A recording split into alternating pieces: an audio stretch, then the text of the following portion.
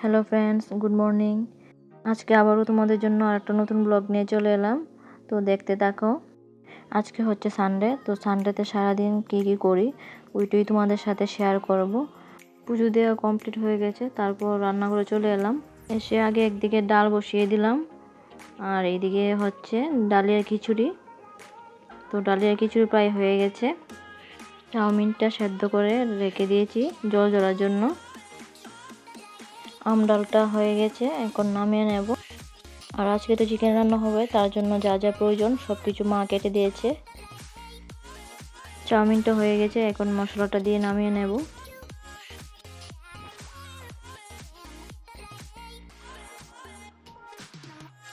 এখন মাছগুলি কেটে নেব।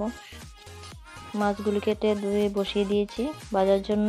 আজকে তো সানডে, তার জন্য রাস্তাঘাটও বেশি লোকজন নেই। আজকের মতো ব্লগটা এখানেই শেষ করছি। তোমাদের যদি আমার ব্লগগুলি ভালো লেগে থাকে তাহলে লাইক, কমেন্ট, শেয়ার ও সাবস্ক্রাইব করে দিও। টাটা।